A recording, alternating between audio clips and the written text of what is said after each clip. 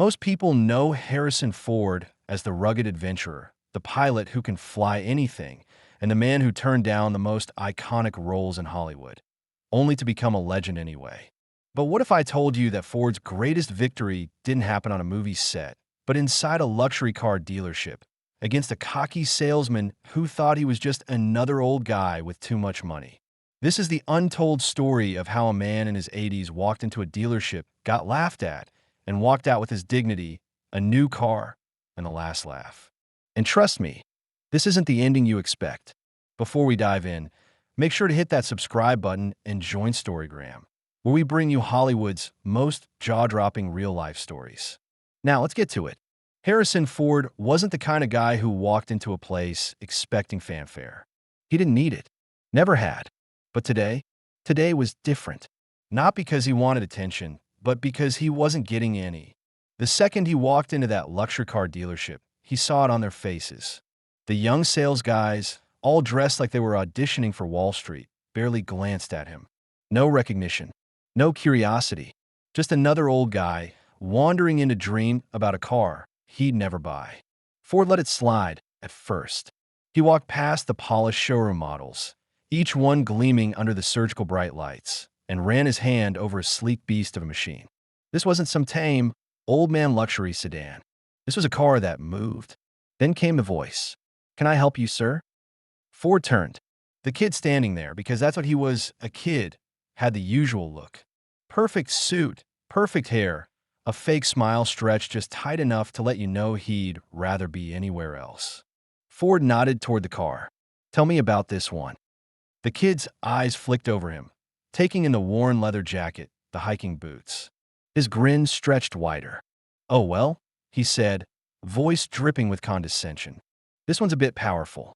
You might prefer something a little more comfortable?" And there it was. Ford felt it in his gut, the assumption. He wasn't young. He wasn't flashy. So obviously, he couldn't handle this car.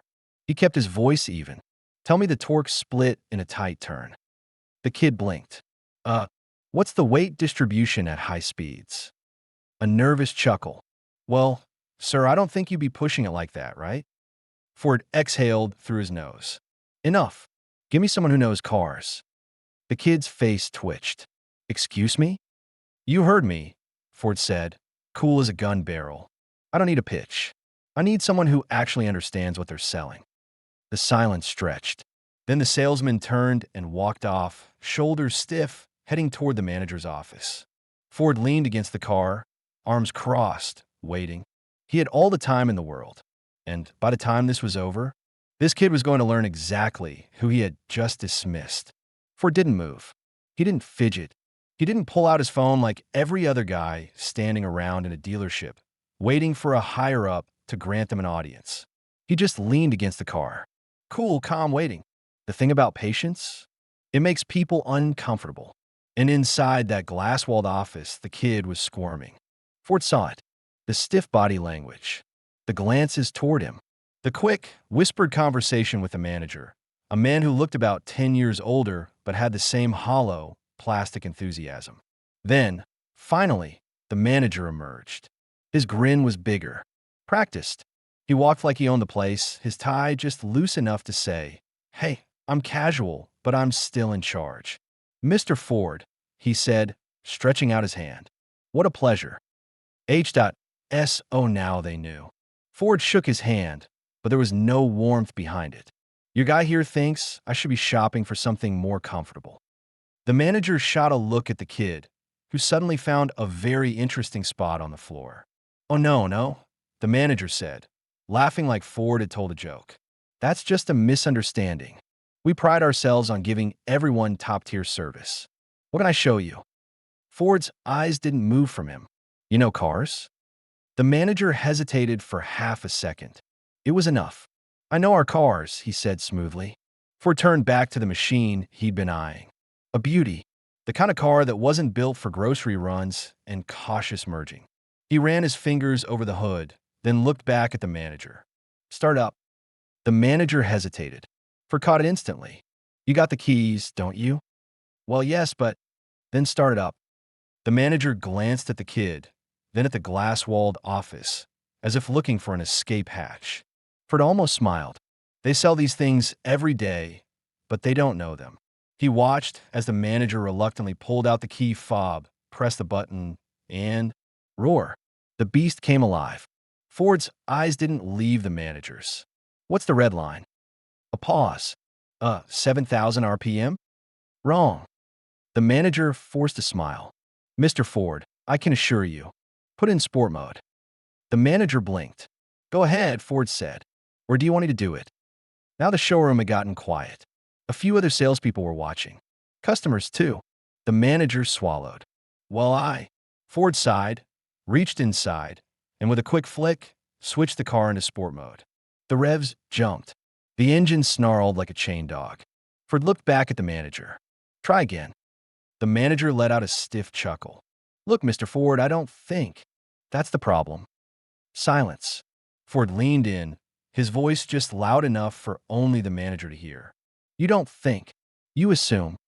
The manager opened his mouth, but Ford kept going.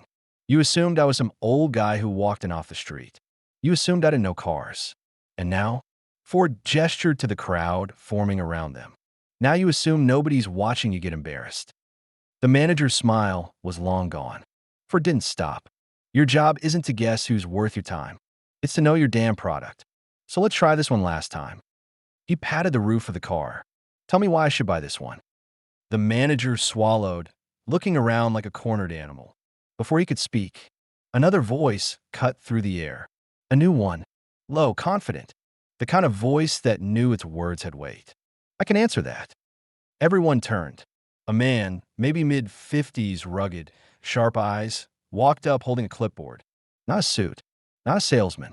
Ford recognized him instantly. The mechanic. And from the way he held himself, this was the guy Ford had been looking for all along. The mechanic didn't rush. He didn't throw on a fake smile or stumble over words like the manager had. He just walked up to the car, gave it a once-over, and nodded. That's the best one we've got on the lot. Ford leaned against the hood, arms crossed. Tell me why. The mechanic wiped his hands on a rag, then pointed at the engine bay. Supercharged V8, 760 horses. You don't drive this thing. You hold on for dear life. Ford's mouth curled into the slightest grin. The mechanic wasn't done. You tap that throttle, and the tires will scream before your foot even settles. That exhaust, it's got a built-in valving system. Nice and quiet when you need it, but open it up. He smirked. You'll wake the dead. Ford nodded. What's the curb weight?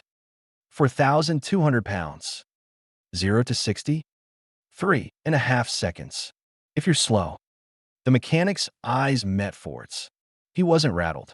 He wasn't guessing. He knew. Meanwhile, the manager and the kid, they were standing there like statues. Ford turned back to the mechanic. You drive it? The guy chuckled. Oh, I wish. I just fix him when people don't know what the hell they're doing. That made Ford laugh. A real one. Yeah? And what's the biggest mistake they make? The mechanic didn't hesitate. They think they own it. Ford tilted his head. What do you mean? They buy it because it's fast, because it's loud, because they want to look tough.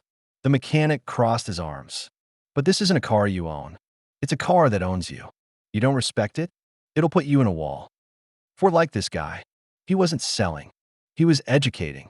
Finally, Ford turned back to the manager. Now that is how you sell a car. The mechanic grinned. The manager? He just looked like he wanted to disappear. Ford clapped his hands together. All right, I'll take it. Silence. The manager blinked. Wait, what? Ford shrugged. You heard me. The manager's face twitched, like his brain couldn't catch up to reality. You want to buy this car? Ford raised an eyebrow. Is that a problem? The manager snapped out of it. No, of course not. It's just, he laughed nervously. You know, this is a very high-performance vehicle. It takes a certain type of driver. Ford stared at him. Then he reached into his back pocket and pulled out his wallet. From inside, he slipped out a small card and held it up. It wasn't a credit card. It wasn't a license. It was a stunt driving certification. The manager's face went pale. Ford smirked. You were saying? The mechanic busted out laughing. Oh man, he said, shaking his head. I knew I liked you. The manager tried to recover. I just meant that it's a lot of power. Ford put his wallet away. Yeah? Well, I've spent my whole damn life handling a lot of power. The mechanic was grinning. The sales kid looked like he wanted to quit on the spot. The manager forced a laugh. Well, Mr. Ford, we'd be honored to have you drive it off the lot. Ford stretched his arms. Oh, I will. But not before we fix one thing. The manager's smile froze. What's that? Ford pointed at the kid. Him. The kid visibly gulped. Ford turned back to the manager. You gotta judge me the second I walked in here. And not just me. Anyone who doesn't fit his little profile of what a performance car buyer should look like. The manager opened his mouth, but Ford wasn't done. That's a liability. Not just for you, but for your business. The kid was now sweating bullets. Ford shook his head. You let him talk to the wrong customer like that? You're losing sales. And sooner or later, you'll lose the right person. Someone who doesn't just walk out, but makes sure everyone knows why. The manager nodded so fast, he looked like a bobblehead. Yes, absolutely, we take feedback very seriously. Ford crossed his arms. Good, because I'm going to do you a favor. The manager perked up. Oh. Ford turned to the kid. Tell me why I should not fire you right now. The kid's soul left his body. The mechanic leaned against the car, smirking. He was loving this. The kid tried to speak. Aye. Ford raised an eyebrow. You what? The kid swallowed. I didn't know it was you. Ford let that hang in the air for a moment. Then he leaned in. That's the problem, kid. Silence. Then, finally, Ford stood up straight, gave a single nod, and turned to the mechanic. Get the paperwork started. I'll be in my new car when you're done. The mechanic laughed. Damn right. Ford gave one last look to the kid, who now looked like he'd just been through a near-death experience, and then walked outside. The whole dealership watched as the doors whooshed open and Harrison Ford stepped out toward his car. And this was just the beginning. Ford leaned against the driver's side door, waiting. The Mustang sat there like a sleeping beast. Sleek, low, dangerous. Inside the dealership, the mechanic was handling the paperwork, while the manager was desperately trying to figure out how to spin this whole thing into something that wouldn't make him look like a fool. The kid? He was probably reconsidering every life decision that led him to this moment. Ford took a deep breath, feeling the anticipation build. And then, click, the doors opened. The mechanic stepped out, a stack of papers in his hands. He was still grinning. All right, Mr. Ford, she's officially yours. Ford gave him a nod and took the pen. He flipped through the documents, scanning quickly. Everything looked good, but before he signed, he looked up at the manager. I assume we're getting the full VIP treatment, right? The manager's soul nearly left his body. Oh, of course, sir. Absolutely. Whatever you need. Ford smirked. Oh, I don't need anything. He scribbled his signature, slid the papers back, and then turned toward the kid. But he does. The kid stiffened. Ford took a step closer. What's your name, kid? The kid hesitated. Danny. Ford nodded. All right, Danny. Here's what's going to happen. The manager was already sweating. Ford leaned in slightly, just enough for the kid to feel the weight of the moment. You're going to come outside and watch me drive off. Danny blinked. Sir? Ford didn't flinch. You heard me. You're going to stand right there, on that curb, and watch me take your dream car. He gestured to the Mustang. And drive it out of here. Danny swallowed hard. Ford wasn't done. And while you're watching, you're going to remember every single word you said to me inside that showroom. Silence. The mechanic actually whistled under his breath. Danny turned red. He glanced at the manager, desperate for a way out. None came. Ford didn't move, didn't blink. Finally, after what felt like a full minute, Danny nodded. Okay. Ford's expression didn't change. Good. And with that, he turned, took the keys, and slid into the driver's seat. The car rumbled to life. Not a quiet rumble. Not some polite purr like a luxury car. This was a deep, primal growl. The Mustang shook as it settled into an angry, pulsing idle. Inside, Ford gripped the wheel. The leather was tight against his fingers. He rolled the window down and looked out. Danny was standing exactly where Ford told him to. The kid looked uncomfortable, embarrassed, but Deep down, he knew Ford was right. Ford smirked. And then, with zero warning, he hit the gas. Wow! The rear tires screamed against the pavement. The engine roared. Danny jumped. The Mustang launched forward. And just like that, Harrison Ford was gone. The mechanic cracked up laughing. The manager? He just stood there stunned. Danny? He just watched, silent. Ford took the first turn hard, feeling the weight of the car shift perfectly. The Mustang gripped the road like a fighter holding his ground. He knew this machine, and it sure as hell knew him. He pushed it through the gears, letting the exhaust rip through the streets. Windows shook. Heads turned. This was how a Mustang was meant to be driven. By someone who understood it. By someone who earned it. And Danny? He'd remember this moment for the rest of his life. And Ford? Well, he was just getting started. Harrison Ford took the next turn like a man with nothing to prove, but everything to enjoy. The Mustang responded like it had been waiting for this moment. Like it had been sitting in that showroom too long. Like it needed to breathe again. Ford smirked, shifting into third, feeling the car push against him, eager for more. The city lights blurred past, but he wasn't in a hurry. He was savoring this. The moment, the road, the car, and, most importantly, the look on Danny's face. Because that kid, he wasn't just watching a car leave the lot. He was watching a lesson unfold. A lesson in respect. A lesson in humility. And, more importantly, a lesson in knowing when to shut the hell up. But Ford wasn't done. Not yet. 20 minutes earlier, Danny stood on the curb, watching the taillights of his dream car disappear into the distance. He still couldn't believe what just happened. Harrison, freaking. Ford, the man was right there in front of him. And not only did Danny blow it, he got humbled. Hard. The manager still hadn't spoken. He was too busy trying to figure out how to recover. The mechanic? He was still grinning like he had just witnessed history. Then, Danny's phone buzzed. A text. From Steve, one of the other sales guys. Dude, get on Twitter. Now. Danny frowned. He tapped the app open. And there it was. Hashtag Harrison Ford was trending. Danny's stomach dropped. Back in the Mustang. Ford knew exactly what was happening. The internet was eating this up. It started as whispers. Someone at the dealership had seen the whole thing. They had posted a clip, a few lines, and within minutes, boom, the story exploded. Legendary actor humiliates car salesman who called him too old. Harrison Ford proves age is just a number in the best way possible. How Han Solo made a Mustang his Millennium Falcon for the night. And the best one, the kid at that dealership will never live this down. Ford didn't need to check Twitter. He didn't need to see the clips. He felt it. The air had changed. He knew exactly what was coming next. Back at the dealership, Danny was sinking. The comments were brutal. Dude just insulted Harrison Ford in a Ford dealership. He deserves this. This is why boomers don't like Gen Z. Bet he's crying into his iced caramel macchiato right now.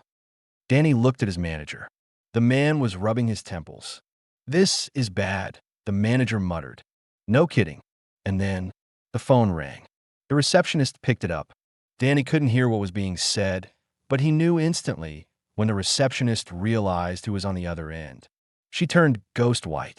Her eyes darted to the manager, then to Danny, then back to the manager. She put the phone down. That was Ford PR team. Silence. Then, the manager stood up so fast his chair nearly fell over. Meanwhile, Ford pulled into a parking lot, killing the engine. He knew they'd be scrambling right now, trying to spin this, trying to figure out how to fix what just happened. And Ford? He was waiting. His phone buzzed. A message. Unknown number. Mr. Ford, we'd like to discuss how we can make this right. Can we schedule a call? Ford grinned. He tapped out a response. Ford, I'll be there in 30. And just like that, it was their turn to sweat. Ford pulled back into the dealership lot like he owned the place. He parked the Mustang right out front where everyone could see. And then he took his time. Because Harrison Ford didn't rush for anyone. Inside, Danny sat in the manager's office, looking like a man who had just watched his life savings go up in flames. The manager? He looked even worse. Because this wasn't just about a botched sale anymore. This was national news. The dealership's name was trending. People were roasting them online. The PR team was scrambling. And now, Harrison Ford was back. In person. Danny gulped as the office door swung open. And there he was. The man. The legend. The guy who had just obliterated him on the internet. Ford took a seat and smirked. The manager cleared his throat. Mr. Ford, first of all, we'd like to sincerely apologize for any misunderstanding earlier. Ford leaned back. No misunderstanding, he said coolly. Your guy thought I was too old to drive one of these. Danny turned red. The manager flinched. Sir, I assure you, that is not how we run business here. Ford cut him off. Oh, I know, he said. That's why I came back. Silence. Danny looked confused. Ford grinned. See, I figured you'd be calling corporate. I figured you want to fix things. Make it right. The manager nodded furiously. Yes, absolutely. We're prepared to offer you a full refund, of course. And if you'd like a different car. Ford held up a hand. Not interested. The manager froze. Danny's heart sank. Ford leaned in. What I want is a favor. 30 minutes later, a live stream popped up on the dealership's social media. A camera focused on Danny. And next to him, Harrison. Freaking. Ford. Danny swallowed hard and looked at the camera. Hey, everyone. So, as you all know, earlier today, I had the absolute honor of meeting Mr. Harrison Ford. Ford raised an eyebrow. Danny cleared his throat. And, let's just say I made a huge mistake. Ford smirked. Danny continued. I said some things about age that were completely wrong, and I just want to set the record straight. The camera panned slightly, revealing the Mustang's keys in Ford's hand. Danny took a deep breath. This man? He gestured to Ford. This legend can drive better than anyone I know, and I'll never doubt that again. Ford tossed the keys in the air and caught them. Damn right, he said. The comments exploded. This is the best thing I've ever seen. Ford just made this kid his apprentice. Legendary move. The manager wiped his forehead. Crisis? Averted. And Ford? He stood up, clapped Danny on the shoulder, and walked right out. The Mustang growled to life. And as he pulled away, one thing was crystal clear. This wasn't just a win for him. This was a masterclass. In confidence. In control.